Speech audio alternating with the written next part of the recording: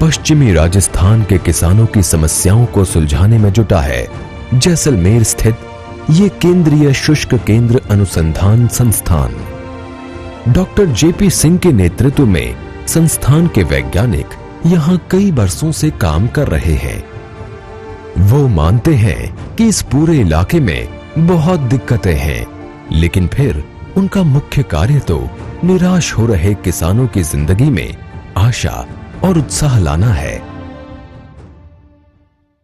तो हमारा जो विशेष जो रहता है, जो यहाँ, क्योंकि यहाँ का जो क्षेत्र है पशुपालन आधारित है, तो जो यहाँ के चरागाह हैं, जो गोचर हैं, ओरण हैं, उनका विकास बहुत ज़रूरी है, क्योंकि हमारे पशुओं के लिए चरागाह का बहुत महत्व है। विशेषकर जिस क्षेत्र में हम यहाँ खड़े हैं, ये जो क्षेत्र है ये सेवण घास के लिए जो है बहुत अच्छा माना जाता था। और सेवण घास जो एक ऐसी घास है जो कि बहुवर्षीय है, जो कि बहुत ही पौष्टिक है, और इस घास में बहुत ही ज़्यादा पौष्टिकता है, और पौष्टिकता के साथ साथ इसका उत्पादन भी बहुत अच्छा है। और जो यहाँ की जो थारपारकर जो नस्ल है उसके लिए घास बहुत ही अच्छी है। तो हमारा प्रयास है कि जो हम यहाँ के जो चरागाह हैं, जो यहाँ के गोचर हैं, उनकी उत्पादकता हम बढ़ाएं, उन पर हमें विशेष ध्यान देने की आवश्यकता है। और हम समय समय पर विभिन्न किसान गोष्ठियों में भी इस मुद्दे को उठाते हैं कि जो यहाँ के गोचर हैं, हमारे ओरण हैं, इनका हम जो है विशेष रूप से संरक्षण करें।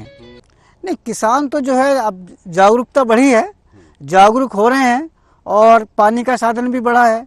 इसके साथ साथ ही लेकिन हमारा जो यहाँ पर अधिकतम जो क्षेत्र है वो बारानी खेती का है।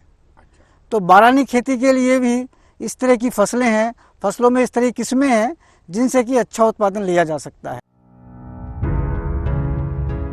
दूर दूर तक फैले ये खजूर के पेड़ यहाँ राज्य के किसानों के लिए खास मकसद से लगाए गए हैं। जैसलमेर और बाड़मेर की जमीन खजूर की खेती के लिए बहुत अनुकूल है।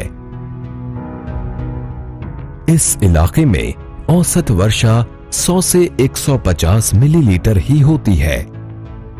इस दशा में खजूर के पेड़ों की खेती यहाँ के लिए काफी फायदेमंद है, जिसके लिए बहुत ही कम पानी चाहिए होता है। यहाँ पर सेंटर ऑफ एक्सीलेंस के नाम से ये ऑफिस स्थापित किया गया है, जो इंडिया सरकार और इजराइल सरकार के कोलैबोरेशन में स्टार्ट किया गया है।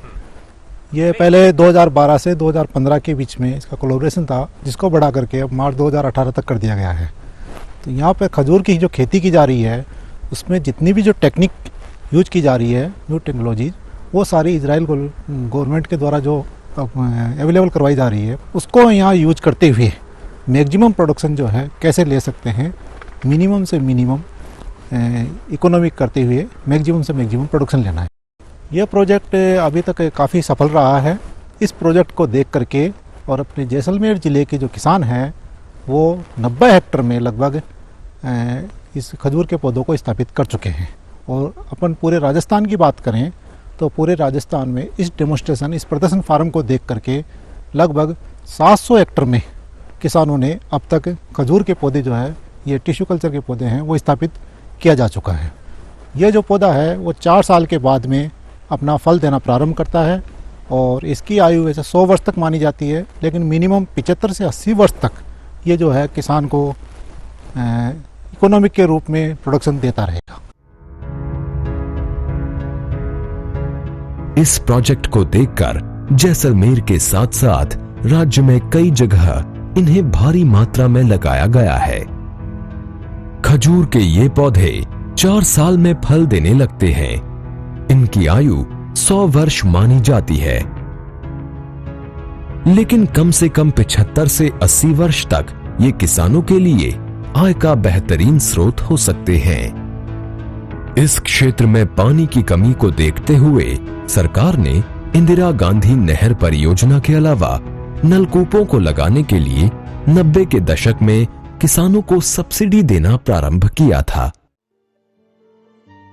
इस योजना के लाभार्थियों में शामिल रहे हैं ये सफल किसान दुर्गादास। पिछले 20 साल से ये खेती कर रहे हैं।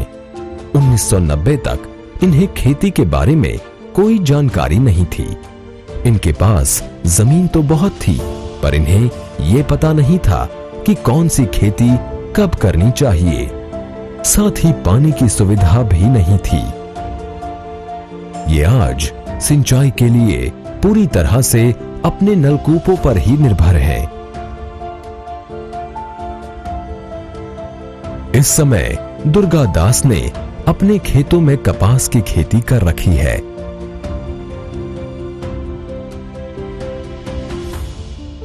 इसके अलावा जैसलमेर में अनार की खेती के बढ़ते रुझान को देखते हुए उन्होंने इसके पौधों को भी बड़ी मात्रा में लगाया है।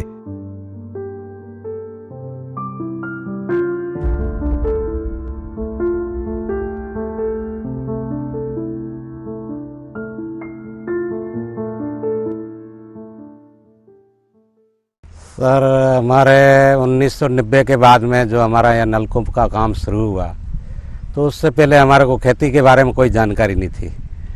पहले से यहाँ बरसात का अभाव था, इतनी बरसात भी नहीं होती थी, तो खेती हमारे खाली ग्वार बाजरा वगैरह यही होता था। उसके बाद में जब 90 के बाद में जब ये नलकूप का काम शुरू हुआ, तो उसके बाद में ये जो रबी की फसल है, रायडा है, सरसों है, गेहूँ है, जीरा है, इसबगोल है, ये सभी होने लगा है।